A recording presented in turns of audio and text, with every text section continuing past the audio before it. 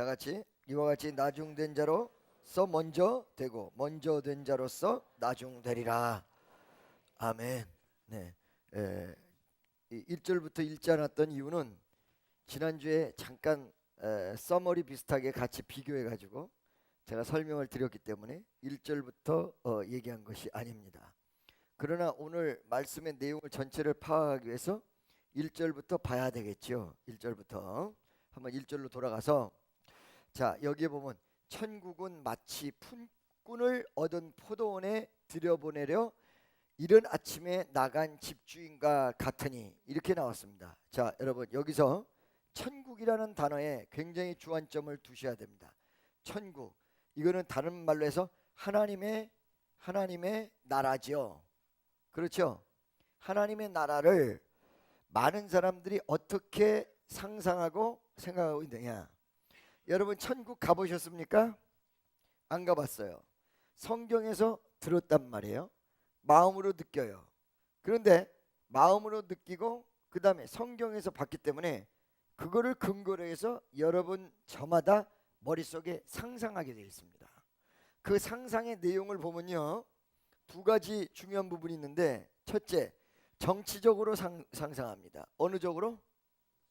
정치적으로 상상합니다. 그 정치적인 내용은 뭐냐면 메시아의 나라인데, 메시아가 이 땅에 오셔서 저번 때 내가 말씀드렸던 것 같이 다 로마 군대 다 몰아내고 그 다음에 편안하고 아름다운 삶. 그러니까 즉 얘기하면 이 정치적인 견해의 내용은 좀 에고이스트적이야. 나를 중심. 그러니까 나를 중심인데 편안한 삶을 얘기한다는 거지. 뭐라고요? 편안한 삶, 잘 사는 것, 잘 사는 삶을 이야기한다는 거죠. 그 잘 사는 삶. 그래서 잘 사는 삶을 얘기하는데 그때 당시에 팔레스타인 지방에 로마 군인들이 들어와 있고 헤롯 대왕과 같이 분봉왕과 같은 사람들의 폭정도 있었고 불평등의 내용도 있었고, 이런 내용들을 다 해소하고 평등하고 아름답고 잘 먹고 잘 사는 것을 메시아인 예수님께서 해주실 것이다 라고 생각했던 것이지요. 그렇죠? 네. 그리고 오늘날에도 만약에 이상적인 사회, 그리고 정말 아름다운 사회가 어떤 사회냐고 젊은 사람들에게 물어보면 평등, 자유, 이런 것이 보장된 사회, 언론의 자유, 이런 어떤 상하 계층이 없고 그리고 빈부격차가 없고 양극화 현상이 없는 그런 사회, 이렇게 얘기할 것입니다. 정치적인 견해에서. 두 번째는 이 하나님의 나라를 얘기하면 전부 어떻게 얘기하냐면 죽어서 가는 것 이래가지고 미래적인 차원으로 얘기해요. 미래. 하나님의 나라를 어떤 경우는 정치적으로 얘기를 하고 또 하나는 미래적으로 이야기한다는 것입니다. 그래서 어떤 우리의 목표에 이정표 되는 시간이 자꾸 뒤로 물러가죠. 올해 안에 반드시 무언가를 큰 거를 이뤄보겠다 이렇게 얘기했는데 올해 못 이루면 내년으로 넘어가요. 그래가지고 사실은 내년 하다가 10년이 지나도 못 이룬단 말이죠. 그러니까 하나님의 나라 천국을 이런 개념에서 생각합니다. 미래 저 넘어서 언젠가 이루어질 나라, 이렇게 생각하죠. 그렇죠? 그래서 많은 사람들이 죽으면 가는 것 천국이라고 생각하죠. 근데 성서적으로는 그렇게 생각하는 것이 좋은 게 아니에요. 잘못된 거예요.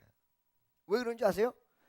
하나님께서, 예수님께서 뭐라고 그랬어요? 요한복음에 내가 성령을 힘입어 귀신을 쫓아내는 것이면 하나님의 나라가 이미 너희에게 임하였느니라. 할렐루야. 그러니까 이 정치적인 견해가 어떻게 바뀌어야 되냐면 영적으로 가야 돼. 그 영적이라는 단어는요, 보이지 않는 세계를 논하는 것인데 이 영적인 내용 속에 현재 그리고 눈에 보이는 물리적인 현실을 전체에 포함한 내용입니다. 이 영적인 것이. 할렐루야. 그러니까 예수님께서 예수의 보혈을 상징하는데 하늘과 땅의 권세를 아버지께서 나에게 주셨으니 그랬단 말이에요. 하늘과 땅의 권세가 합쳐진 상태에서의 모습, 그리고 그 모든 것을 주관할 수 있는 파워가 어디 있었냐면 예수의 보혈에 있었어요. 그러니까 하늘만 얘기한 것이 아니라 이 땅의 모든 권세, 그 우리 주님이 이 땅에 뭘로 오셨어요? 만왕의 왕, 만주의 주로 오셨단 말이야. 할렐루야. 그러니까 여러분들이 생각할 때 오늘날 편한 삶의 천국, 그것도 문제가 있고, 정치적으로 가면 안 돼요. 영적으로 가야 돼요. 할렐루야. 영적으로 가면서 오늘날의 모든 현실까지도 포함된 커다란 의미의 영적인 것. 그 다음에 두 번째, 미래지향적으로 생각하면 안 되고 현재와 미래가 같이 이루어져서 멀리서 이루어질 것 같았던 천국을 오늘날 현재로 끌어들여야 돼요. 이런 사람이 신앙에 성공하는 거예요. 할렐루야. 그러니까 미래뿐만 아니라 어떻게 해요? 현재까지. 만약에 이 현재까지 끌어들이는 내용이 성공을 한다면 여러분 마음은 천국으로 바뀌는 것입니다. 지금 현재. 할렐루야. 믿습니까?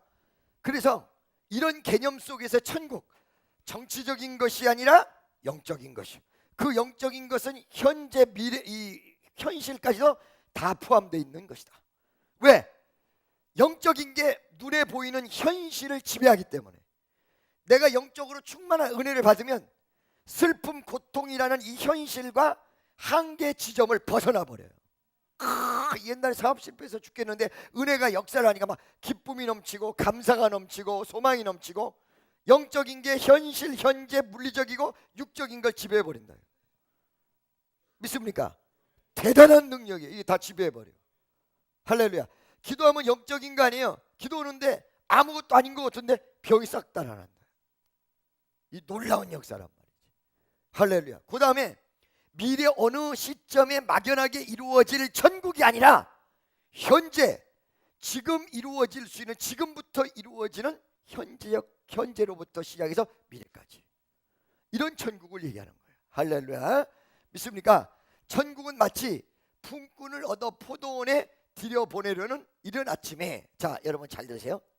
품꾼을 얻는 사람은 누구냐면 일하러 들어가는 각자들을 얘기해요. 인디비주얼, 개인을 이야기하는 것입니다. 그렇죠? 그 다음에 포도원은 누구의 포도원이냐? 분명히 알아야 돼. 그 포도원이 누구 거냐 이게. 주인 거라는 거죠. 주인은 누구야? 하나님이에요. 주님이라는 거죠. 그렇죠? 무슨 말인지 아시겠죠? 할렐루야. 그런데 이 포도원에 일하는 품꾼의 특성을 여러분들이 좀 아셔야 돼요. 품꾼의 특성을. 자, 포도가 언제 나오죠? 언제 나옵니까? 나는 농사를 별로 안 지어봐가지고 파농사밖에 안 지어봤어요. 우리 집 앞에 꽂아가지고. 언제 나와요? 여름에 나오죠? 자, 팔레스타인 지방에 이 포도가 나오는 계절, 포도가 나오는 과정을 여러분들이 아셔야 돼요. 난 잘 모르지만 내가 이걸 알기 위해서 나도 책을 봤어. 그랬더니 포도가 나오고 포도가 열매 맺어서 포도 결실을 하잖아요. 그러면 포도를 따고 그 다음에 바로 우기가 시작이 된대요. 그 우기 전까지 포도를 못 따면 난리가 난대요. 미국에서요, 농부들이 이 파업을 일으킬 수 있는 노동조합을 만들자라고 이야기가 나왔어요. 그때 전국에서 난리가 났어. 왜 난리가 났냐? 농부는 노동조합을 만들 수 없다. 그 이유가 왜 그러냐? 노동조합의 내용을 보면 근무시간, 파업 이런 게 정확하게 나와 있잖아요. 그죠?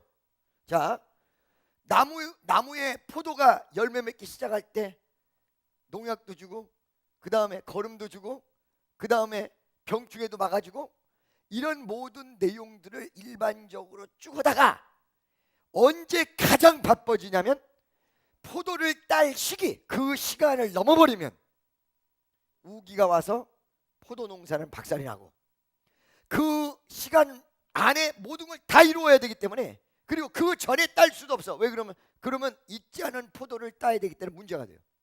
만약에 농민들이 파업을 할 때 이 포도를 따야 될 시기에 파업을 이루어지면 완전 농사는 다 망쳐버립니다. 그리고 바쁜 시기가 언제냐면 항상 매일 바쁜 것이 아니라 이 농번기 때, 이때가 가장 바쁜 시간이야. 나머지는 놀아, 웬만할 때. 그러면 이거를 어떻게 균형을 맞출 것이냐. 그래서 노동조합이 만들어지면 이건 큰일 난다. 그래가지고 안 됐어요. 아시겠습니까? 잘 드세요 여러분. 주인이 나갔을 때 품꾼을 상대하는 주인의 절박성을 아시면서 생각하셔야 돼요. 여기서 뭐냐면 요때가 바로 우기가 시작되기 전, 때를 놓치면 포도 농사가 박살나는 그 시기, 그 다음에 풋과일도 아니라 완전히 익어서 따야 될 그 시기, 그 시기에 농부가 필요했던 것이에요. 할렐루야. 믿습니까? 무슨 소리인지 아시겠어요? 그 시기에 그 농부의 절박함은 이 시기를 놓치면 안 된다는 절박성을 가지고 있다. 그래서 나가가지고 사람을 모집을 하는데, 지금 여기에서 이른 아침이라는 것은 몇 시를 기준으로 얘기하냐면 유대 시간의 0시예요. 0시는 우리나라 시간으로 새벽 6시예요. 몇 시? 새벽 6시. 6시에 나간 거예요. 해 뜨면서 바로 사람이 왔다 갔다 많이 하기 시작하는 그 시간에 나간 거예요. 그 절박함을 그대로 드러나는 거예요. 그러나 이 품꾼을 받는 사람은 절박함이 있어요, 없어요? 없어요. 그게 여러분 신앙생활 속에서 영적인 것과 그리고 여러분이 영적으로 무지한 사람들이 모르는 내용의 차이예요. 정말 시기적으로 보면 어마어마하게 급한데 품꾼을 받을 사람은 모르는 거야. 똑같아요. 하나님의 역사는 엄청나게 시기적으로 급박한 시기가 오는데 성도들은 모르는 거야. 내가 왜 급한지, 무엇이 급한지. 시간이 지나보면 농사가 다 끝나서 더 이상 품꾼을 받을, 품삯을 받을 수 없는 시기가 왔을 때, 아, 그때 그래서 그랬구나, 그러고 한다는 거예요. 할렐루야. 믿습니까? 그러니까 어떤 면에서 여러분 기도해야 될 시기입니다. 내가 왜 기도해야 될 시기인지 몰라. 하나 급한 것도 별로 없는데. 그러나 이 기도해야 될 시기라는 것은 미래 조만간 결과로 나타난다. 그것이 말세의 특징이라. 할렐루야. 그러니까 여기서의 내용 속에 그 농번기 가장 중요한 시기에 그 절박함이, 포도원의 주인의 절박함이, 예수님이 마치 겟세마네 동산에서 제자들이 예수님 십자가에 못 박혀 돌아가실 거 하나도 모르고 예수님만 끌탕을 하시다가 나를 위해서 기도하라, 기도하라. 그래가지고 예수님이 핏방울이 땀방울이 되도록 기도를 오고는 제자들한테 와보니까 자고 있어. 깬 거야. 일어나. 아, 왜 나 졸려 죽겠는데 그냥 지 혼자 기도하면 되지, 이러고 있다는 거예요. 그 예수님이 가가지고 또 기도하다가 또 왔어요. 또 와보니까 또 자고 있어. 이걸 3번이나 하지요. 그때 예수님이 그 가슴 속에 미래의 십자가에 못 박혀 돌아가시고 지네들은 다 흩어지고 그 마음에 어마어마한 상처와 고통, 그리고 수없는 사람들의 질시, 이런 것을 받을 것을 예수님이 다 알고 계신 상태에서 계속 기도하라. 그리고 본인은 막 십자가에 못 박혀 막 다 찢기고 죽게 돼 있다는 걸 다 아시면서 기도하라 그랬단 말이야. 이걸 모르는 무지의 백성은 뭐야? 자고 있는 거야. 잠자는 자의 모습과 절박한 예수님의 모습, 오늘날도 그대로 이루어지는 거예요. 그 내용이 바로 이 포도원에 그대로 숨겨져 있어요. 그러니까 여러분 그냥 읽으면 아무것도 아닌 것 같아요. 그러나 원어 해석으로 읽고 이것을 깨닫게 되면 그 포도원 주인의 절박성이 무언가, 이 시기를 놓치면 안 돼, 오늘 내일을 놓치면 안 돼, 그러면 농사는 헛농사지고, 오늘 내일을 놓치면 역사가 일어나지 않고, 오늘 내일을 놓치면 지금까지 수고가 다 허사야. 나는 그 절박함이 원어에 다 나와요. 여러분 이거 읽어보면서 그런 절박함 느끼셨어요? 못 느끼셨죠? 그러니까 성경을 전문적으로 보는 사람하고 그냥 읽는 사람이 다른 거란 말이에요. 아멘이죠? 믿습니까? 할렐루야. 그래서 새벽에 나가서 6시에 온 사람, 그 다음에 온 사람 막 계속 와요. 그게 왜 그러냐? 닥치는 대로 불러들여. 닥치는 대로. 닥치는 대로. 고를 것도 없었어. 그 다음에 자격이 주어지지도 않았어. 닥치는 대로, 닥치는 대로. 시간이 없으니까. 여러분 말세는 그래야 된대요. 전도도 얼굴 봐가며 하는 게 아니라 닥치는 대로. 빈부를 방감히 하는 것이 아니라 닥치는 대로. 할렐루야. 현실은 좀 그렇지 못할 때가 많이 있죠. 내가 아는 친구가 일본에서 노숙자 선교를 하시는 분이 있어요. 근데 이분이 처음에 한 150명을 데리고 목회를 했었어요. 교회를 잘. 그러다가 너무 사명이 가슴속에 느껴져서 노숙자를 먹이기 시작했단 말이야. 그게 숫자가 몇 명이 되냐면 700명이 되어버렸어요. 그러니까 이게 참 정말로 교회에서 이 노숙자들을 받아들이고 그 아름다운 모습이 돼줘야 되는데 현실은 그렇지 못해. 그 노숙자 아닌 150명이 노숙자 두르면 싹 가버린 거야.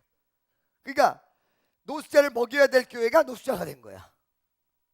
도와줄 데가 없는 거야. 전부 다 떠나버렸어. 목자리까지 노숙자 되게 생겼어.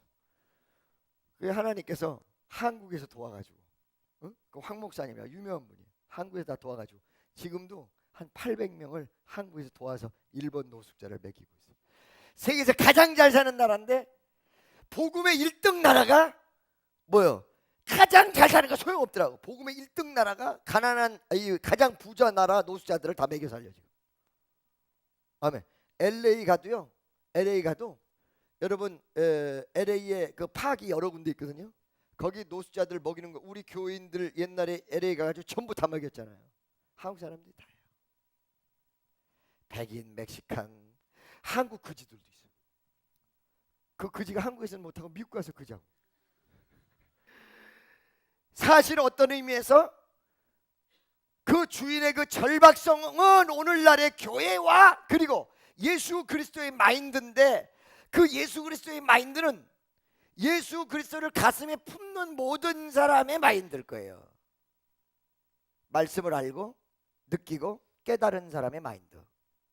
그리고 품꾼은 그때 당시의 품꾼뿐만 아니라 오늘날도 영적인 내용이나 혹은 어려움의 고통을 하나도 모르는 사람.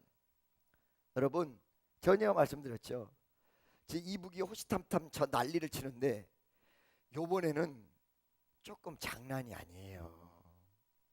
이게 몇 개월 전서부터 기도하면서 굉장히 가슴속에, 요번에는요 우리나라 사람들이 워낙 맨날 이북에서 내려온다고 하도 위협도 많았고 사건이 일어났어도 금방 해결이 되고 이러다 보니까 불감증인데, 요번에는 쉬운 일이 아니에요. 요번에는 지금 수십 년 동안 있었던 모든 위협보다 가장 현실적으로 위험으로 다가올 수 있는 중요한 시기예요. 아시겠습니까? 근데 사람들이 모르는 거예요. 이거를 여러분 기도 많이 하셔야 돼요. 나라를 위해서. 점점 단계를 밟을 거예요. 단계를 밟다가 어느 시간이 되면 빨리 다가올 수도 있고 늦게 다가올 수도 있는데, 어느 시간이 되면 우리가 지금 기도 안 하고 정신 못 차리면 어느 시간이 되면 대단한 위험한 일이 벌어질 수 있어요. 할렐루야. 믿습니까?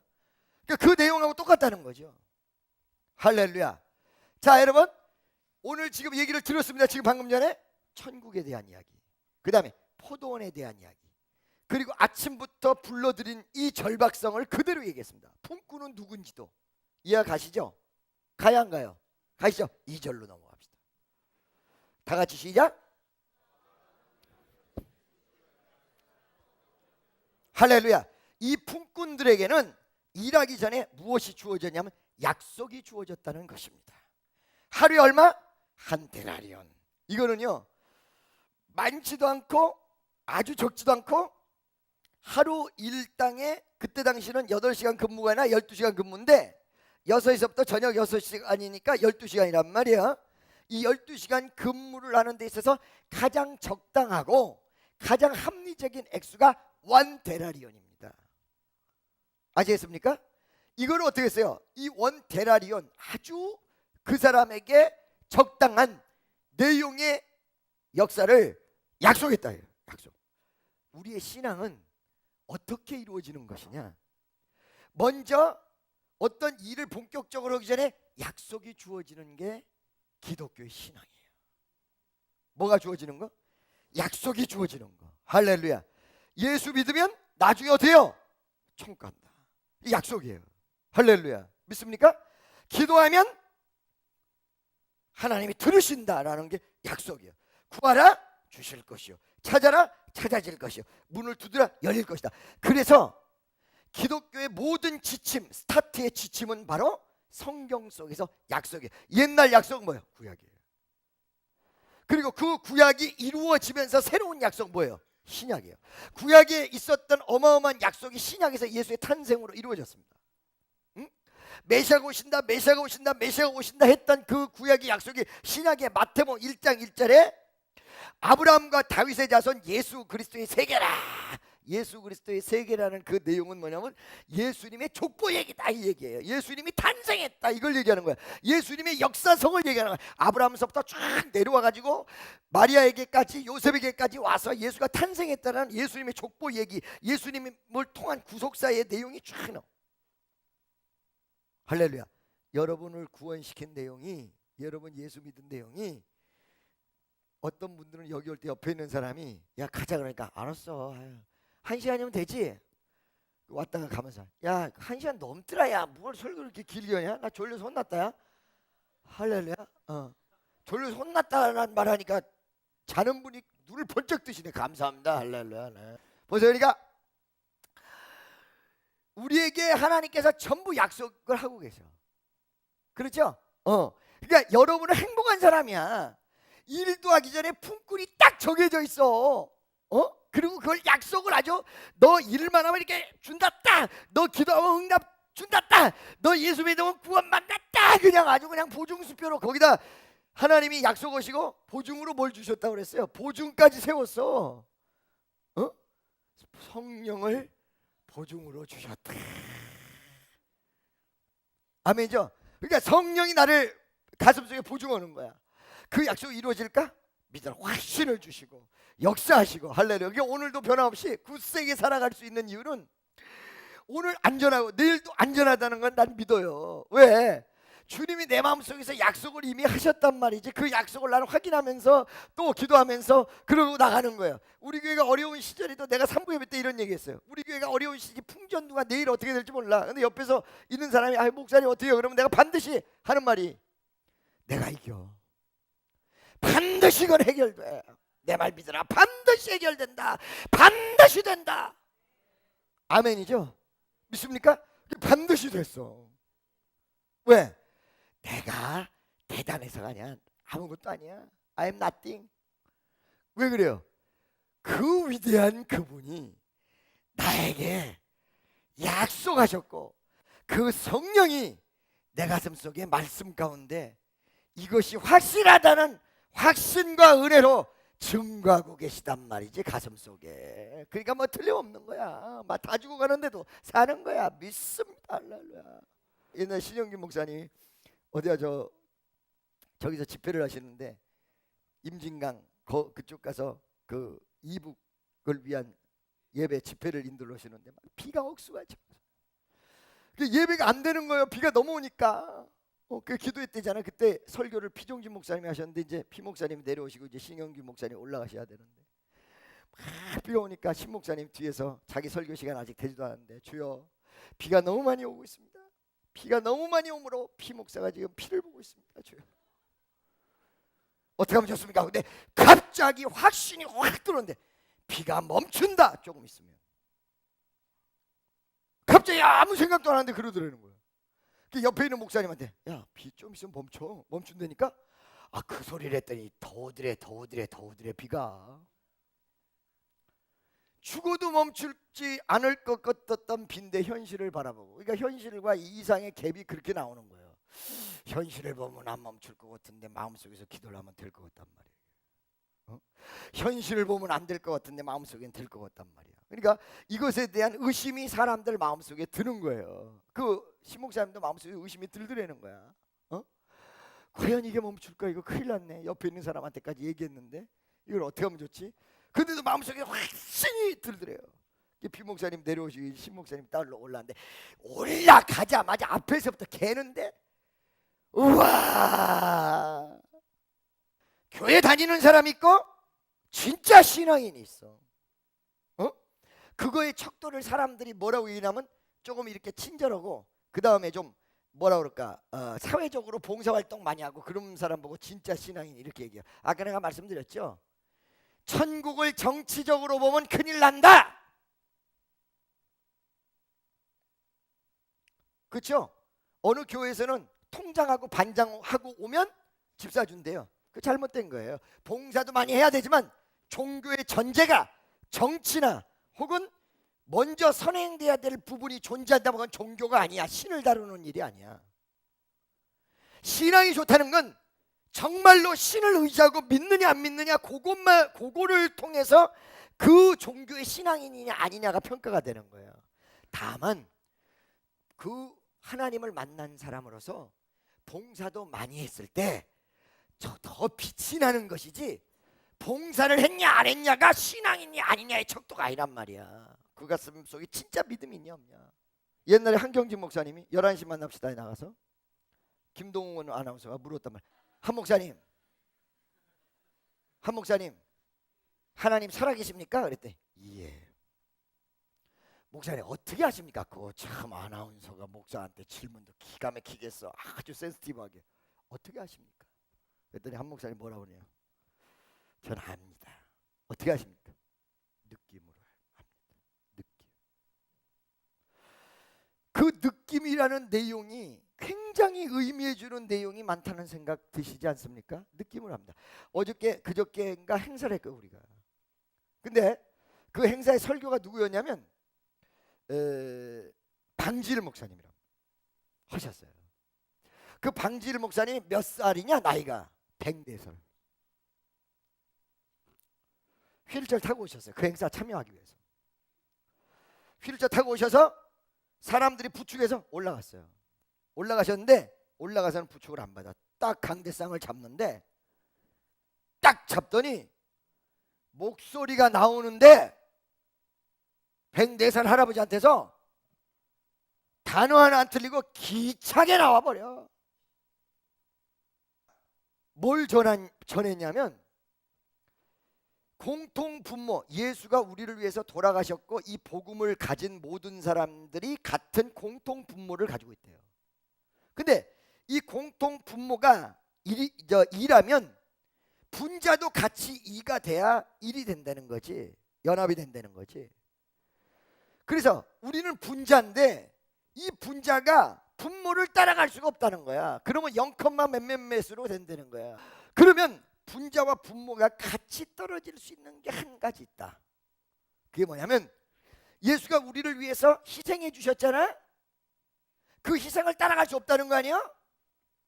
늘으로도 눈물로서 못 갚을 줄 알아.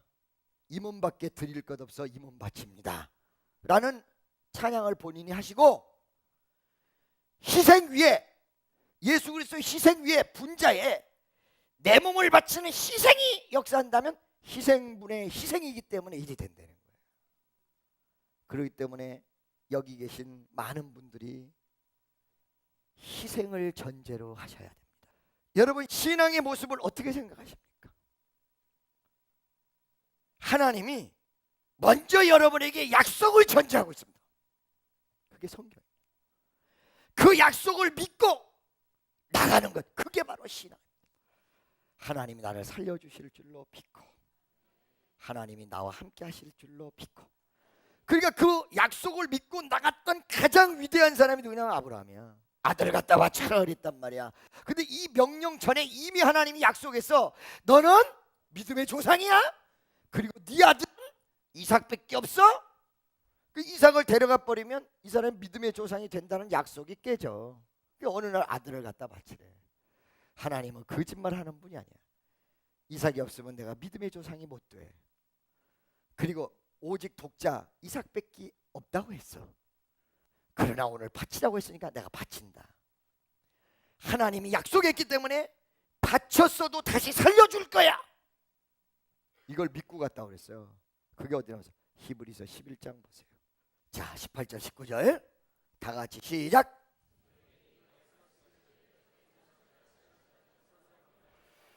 그래, 이거를 믿은 거야. 이 약속을 믿은 거야. 오직 이삭이 내 믿음의 씨고 나는 믿음의 조상이 된다고 약속했어 하나님이. 이걸 믿은 거야. 19절 저가 하나님이 능히 죽은 자 가운데서 다시 살리실 줄로 생각하고 바쳐도 이 약속 때문에 하나님은 반드시 내 아들을 살려. 아멘이죠? 그렇죠? 그렇고 그는 아들을 갖다 바치러 모리아산으로 갔다는 거예요. 무서운 내용이에요. 이 약속을 믿는 사람에게는 무서운 힘이 나와요. 엄청난 힘이 나오죠. 옛날에 콜로세움에서 사자밥이 다 되는데, 초대교회 사자밥이 막 다 돼, 사자가 와서 막 사지를 다 뜯어먹어 죽는데, 크리스찬들 예수 믿는 사람 다 사자밥이 되는 거 아니야. 거기를 딱 집어였잖아요. 엄마하고 애기하고. 근데 애기를 보더면 아주 막 그 얘기를 듣면 막 난 소름이 끼쳐가지고 애기를 딱 안았는데 사자가 저쪽에서 나온단 말이야. 그러니까 애가 울었어. 응애 그러고 울었어. 그러니까 엄마가 오늘날 우리 같으면 울지 마. 아이고 큰일 났네. 아이고 나랑 나 먼저 오냐 이러고 있을 텐데, 이 엄마가 뭐라 그랬어요? 애기한테 아가 조금만 참으라. 광명의 세상이 온다. 엄마가 그랬다는 거야 애한테. 그 애가 막 우니까 아가 조금만 참으라. 좀 있으면 광명의 세상이 온다. 그러고는 사자밥에 맥혔다는 거야.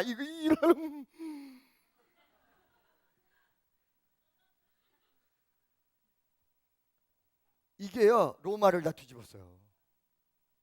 알겠습니까? 콘스탄티노플 대제 때 로마 제국이 기독교가 국교라고 반포를 하게 됩니다. 그런 일이 있은 뒤에 불과 몇백 년 되지 않아서 약속을 가진 사람은 무서운 힘이 나오는 거야. 할렐루야. 믿습니까? 그래가지고 다시 살리실 줄로 믿고 씩씩하게 아들을 데리고, 가장 자기 생명보다 더 귀한 아들을 데리고 모래산에 올라가. 강하고 담대하게. 그때 아들이 물어. 시험이 와. 아버지 뗄감은 있는데 재물은 어디 있습니까? 너야 임마. 이럴 수도 없고, 너잖아 너. 이럴 수도 없고, 아들이 그렇게 얘기하는데 사실대로 얘기할 수도 없고, 그 아버지의 무너진 마음은 어떻게 했어요? 근데 거기다 대고 이렇게 얘기해요. 여호와께서 하나님이 우리를 위해서 준비하시리라. 아주 조용한 목소리. 내가 그때 옆에 들으니까 아브라함이 다 조용한 목소리. 여호와께서 준비하시리라. 그래서 모리아산에 올라갔어요. 정말로 하나님의 그 약속을 확실히 붙잡고는, 칼을 딱 잡고는 결박을 하고 그 아들도 대단한 거예요. 아버지가 이게 100세에 낳은 아들이니까 만약에 이삭이 17살이다 그러면 아버지는 117살이야.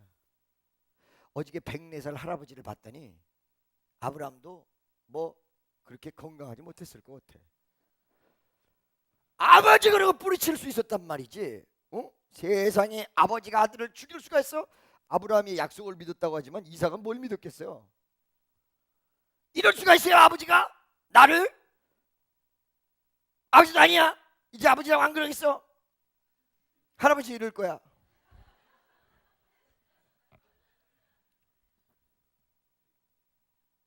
근데 그 아들이 결박당하고 그대로 있어요. 이 아들은 무엇을 믿었냐면 하나님과 신앙인 아버지의 신실함을 믿었을 것입니다. 그대로 있어요. 딱 잡죠. 잡아서 아들을 찔러려고 칼을 들고 내리치는데 아브라함아! 소리가 들리는 거야. 하나님이 두 번이야. 투타임. 얼마나 하나님이 절박해. 아브라함아! 아브라함아! 왜요? Stop it now. 네 손을 지금 멈춰라. 이제야 네가 나를 경외하는 줄 내가 알았다. 그렇고 그는 고개를 싹 돌려보는데 진짜 하나님이 준비한 양이 수풀에 걸려 있어. 이 양, 아니 그래 아들까지 바친다는데 그게 고작 준 게 양 한 마리입니까? 그게 아들의 생명의 대신이란 말이에요. 놀라운 거죠. 그러니까 사실은 아들 생명의 대신이니까 생명이에요. 그거를 하나님이 준비해놓고 있었어요. 그게 여호와 이래요. 할렐루야. 여기서 아브라함 합격된 거야. 그 시간 뒤부터 아브라함에게 그리고 이삭에게 커다란 어려움이 없어요. 한 번 죽어서 한 번 바쳐버린 거야. 다 같이 따라하세요. 약속을 믿은 자의 파워. 아멘. 여러분 성경 말씀이 여러분의 약속으로 확실히 믿습니까? 그러니까 어느 순간에 불안하다고도 기도할 때 구하라 주실 걸 찾아, 이 말씀 딱 보면 막 힘이 생기는 거야. 아, 약속 있잖아. 딴 사람들은 연구하면서 이걸 어떻게 해야지 이러는데 우리는 이러다가도 성경 딱 펴줘. 이게 내 약속이야. 우와, 가슴에 막 품어. 우와, 하나님 감사합니다. 하나님 감사합니다. 하나님 약속 절대 어기시는 분이 아니죠. 반드시 응답하실 걸 믿습니다. 이 어두움 골짜기에서 해결하실 줄로 믿습니다. 주여 기적을 베푸실 줄로 믿습니다. 아멘. 할렐루야. 아멘. 아멘. 감사. 다시 오늘 본문으로 돌아가겠습니다. 다시. 나 혼자만 흥분하나? 여러분들은 아무렇지도 않은데. 아무렇지도 않은가요? 아, 뭘 그렇게, 저 소리 똑같은 소리인데 옛날에 들었던 소리랑 비슷한 건데 꼭 저렇게 핏대를 올리고 난리야. 그런가?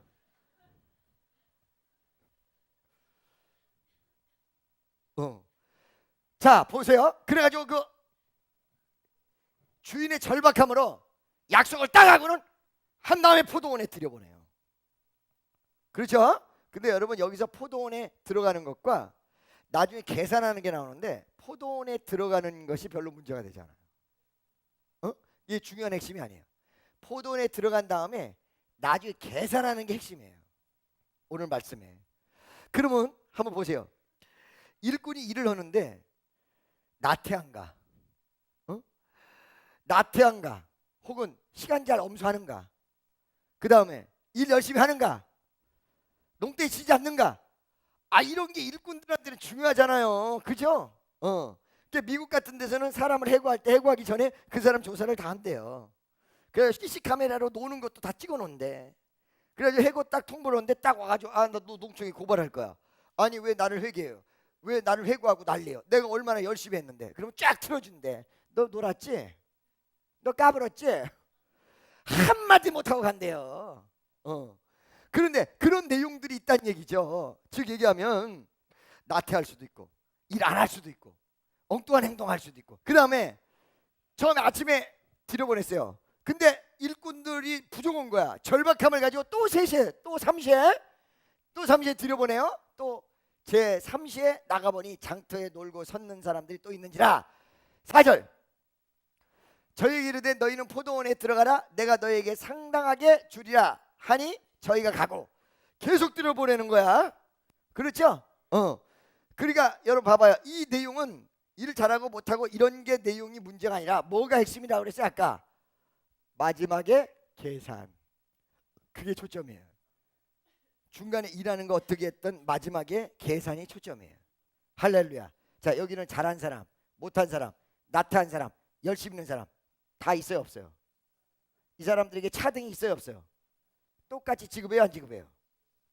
할렐루야. 여러분 제가 옛날에 회사에서 직원을 써보니까 일을 잘할 것 같은 사람 더 못하고요, 정말로 마음에 딱 맞게 하는 사람 한 명도 못 봤어. 그러거든요. 하나님 마음에 딱 들 수 있는 사람이 몇 명이나 있겠어요 이 지구상에. 그게 뭐야? 전부 부족해. 전부. 그거 안 따지겠다는 거야. 들어가기만 하면 내가 그 품꾼 주겠다 약속한 거야. 이 말은 무슨 말이에요? 여러분 잘생긴 거 안 따지겠다는 거야. 할렐루야. 그 얼굴 가지면 천국 가겠어 따진다면? 믿습니까? 돈 많은가 없는가 그것도 안 따지겠다는 거야. 일 열심히 살았나 안 살았나 그것도 안 따지겠다는 거야. 할렐루야. 키도 안 보겠다는 거야. 만약 키 본다면 내 키 가지고 가겠어? 그렇죠? 어떤 것도 안 보겠다는 거야. 급박한 마음에 말씀에 순종하여 들어오기만 하면 돼. 들어오기만. 이렇게 예수 믿기가 쉬운 거예요 사실은. 믿기만 하면 돼. 믿기만 하면 돼. 믿기만 하면 돼. 모든 사람 저마다 연약하고 부족하고 안 됐고 괴롭고 그 모든 사정 다 끌어안고 모든 약점 다 끌어안고 내가 가겠다. 너희는 들어오기만 하면 돼. 이 절박한 시점에 말씀에 순종하고 하나님 뜻을 따라서 하나님의 역사대로 들어오기만 하면 돼. 아멘. 할렐루야. 5절 보겠습니다. 제6시와 제9시에 또 나가 그와 같이 하고. 6절 제10시 11시에도 나가보니 섰는 사람들이 또 있는지라. 11시는요 지금 12시 오후 6시 되기 1시간 전이에요. 그러니까 즉 얘기하면 포도원에 들어가서 포도를 따오는 수확이 1시간 동안 일했다. 여러분 1시간 동안 옛날에 미팔군에 있을 때 우리가 계산해 놓은 게 있었는데 이것저것 다 떼니까 진짜로 열심히 일하는 시간을 계산을 해보니까 1년에 딱 1시간 하더라고 일을. 아침에 출근해서 커피타임, 인사하는 시간, 복도 왔다 갔다 하는 시간, 뭐하는 시간 싹 빼니까 딱 1시간이야. 진짜 나오더라고 그 계산을 하니까. 근데 1시간 한다고 들어갔을 때 1시간 정말 일할까요? 가서 밭 둘러보고 안 하는 거지. 밭 둘러보고 그 다음에 농부들이랑 대화해보고 이제 시작하야지. 두 송이 딴데 끝.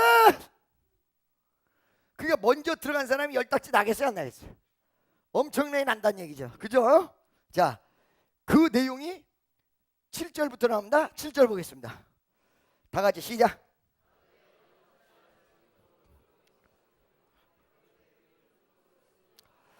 그래서 이제 들어가요. 8절.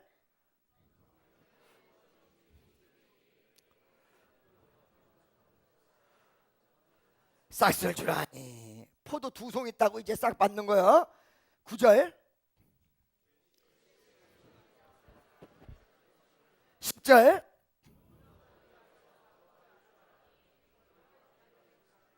11절. 날 보세요. 날 보세요. 잘 보세요. 자, 여러분 여기 세 가지, 오늘 이 세 가지 얘기하고 설교 끝마치겠습니다. 오늘 알아들으셨어요? 다? 알아들으셨죠? 첫째, 세 가지 중에 첫째, 여기서 지금 마지막 계산할 때 누가 문제가 되느냐예요. 누가 문제가 되느냐. 계산이 가장 중요한 건데 계산할 때 문제가 된 게 아침에 일찍 온 사람이 문제가 됐다. 그렇죠? 누가 가장 고마워하느냐야. 1시간 일하고 싹 받은 사람이 고마워한다. 그렇죠? 이거를 성경에서 그대로를 뭐라고 표현하고 있냐면 먼저 된 자 나중되고 나중된 자 먼저 된다라고 표현하고 있어요. 이거를. 자, 먼저 들어온 사람은 누구를 지칭할 수 있냐면 유대인을 지칭할 수 있고, 나중 들어온 사람은 이방인을 지칭할 수가 있어요. 첫째. 두 번째는 예수 일평생 믿은 사람일 수도 있고요. 그 다음에 죽기 전 얼마 전에 믿은 사람일 수도 있고요. 세 번째, 한참 과거에 믿은 사람이 있고요. 현재 믿은 사람이 있어요. 믿은 사람일 수 있어요. 그 내용을 먼저 된 자 나중 되고 나중 된 자 먼저 된다는 내용으로 이야기했습니다. 여기에 굉장히 중요한 부분이 많이 담깁니다. 왜 그러냐면 하나님이 들어올 수 있는 기회를 유대인에게 먼저 줬으나 자기의 에고이스트적인 마인드, 자기 생각, 여기에 휩싸여서 결국은 이방인에게 놀라운 축복을 뺏기고 만다는 내용입니다. 할렐루야. 그다음에 두 번째, 예수 오래되게 믿은 사람들이 자기 오래되게 믿었다라는 이 내용 때문에 감사가 사라진다는 내용입니다.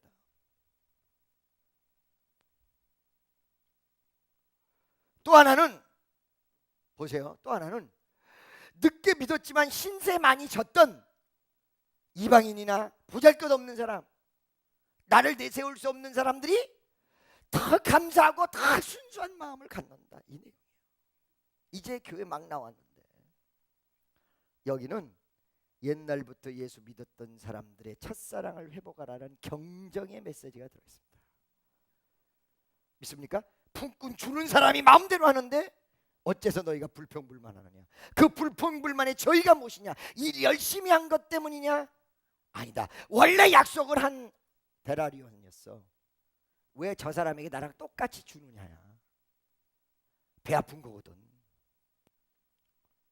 그죠? 자기를 써줬던 일꾼, 주인에 대한 감사나 이를 제공했던 포도원에 대한 기쁨이 사라진 상태의 모습. 옆에 있는 사람 물어보세요. 예수 믿은 지 몇 년 되셨습니까? 옛날에 은혜를 받아서 기쁘고 감사가 매일 나왔는데 권사쯤 되고 장로쯤 되니까 치가 나오면 이제 골치 아파지는 거야. 치가. 아멘이죠? 그것이 이제 첫 번째요. 받은 후 집주인을 원망하여. 할렐루야. 두 번째, 그러면 이 집주인을 원망하였을 때에 대한 집주인의 답이 무엇이냐? 뭐라고 했냐면, 이렇게 나눠준 것은 나의 마인드다.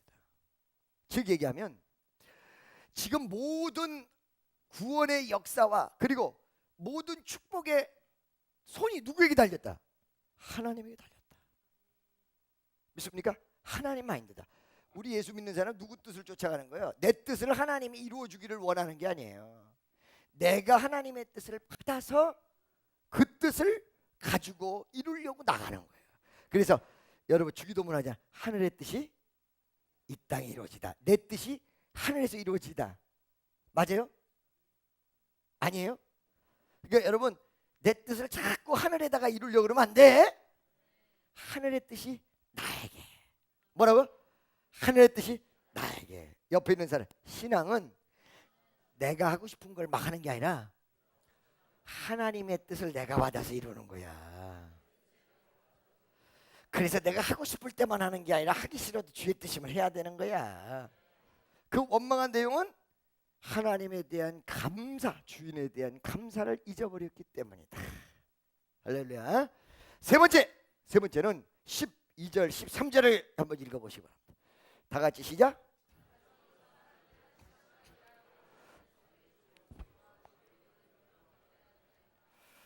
여러분, 신앙이 떨어지는 이유가 어디 있고 시험 드는 이유가 어디 있으며 그 다음에 여러분의 착각을 일으키는 이유가 어디냐면, 신앙은 주님과 나와의 1대1의 관계인데 옆에 있는 사람이랑 자꾸 비교하면서 역사가 일어나. 이게 복잡해지는 거야. 저 사람은 왜 저렇게 예수를 믿어도 돈만 잘 쓰고 다니지?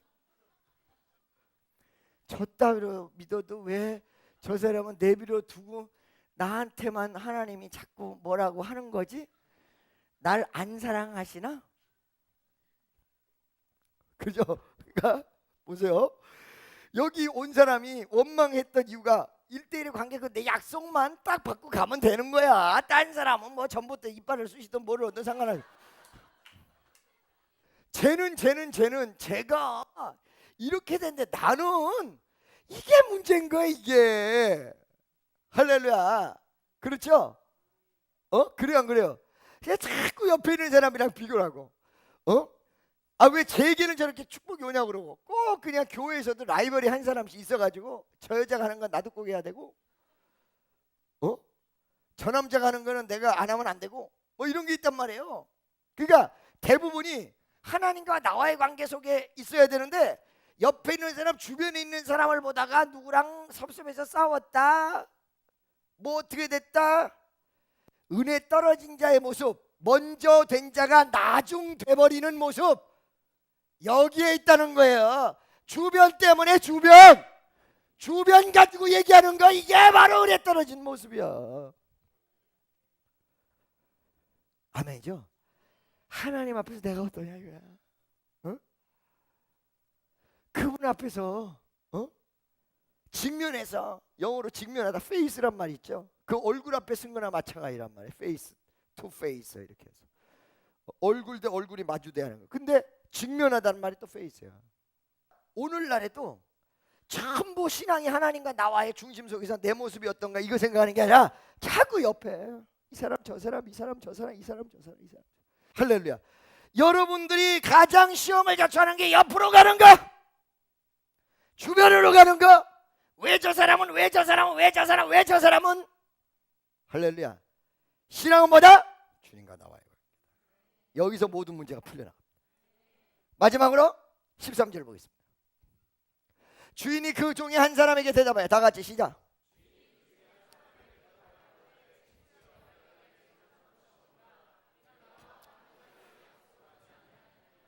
여러분, 어떻게 보면요, 그 처음에 들어온 사람 입장에서는 그 말이 맞을 거야. 아이씨, 난 억울하게 하루 종일 일했는데 억울하긴 뭘 억울해. 원래 일할 때 값이 한 데나리온을 받고 들어오기로 아예 딱 약속이 돼 있는 건데, 그죠?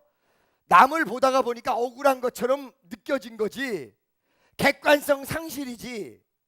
약속이 어떻게 돼 있는가만 보면 되는 것인데, 그렇죠? 그래요, 안 그래요? 자, 그런데 이런 상황 속에서 예수님이 뭐라고 하느냐? 내가 잘못한 것이 없노라. 보니까 우리가 객관적으로 보니까 잘못한 게 없어. 자기 돈 가지고 자기가 하는데, 얼마나 급박했으면 6시 들어온 사람, 5시 들어온 사람도 좋겠어요. 1시간이라도 더 거두기 위해서. 그러죠? 그분의 절박함 때문에 이렇게 된 것인데, 무슨 말인지 알겠어요?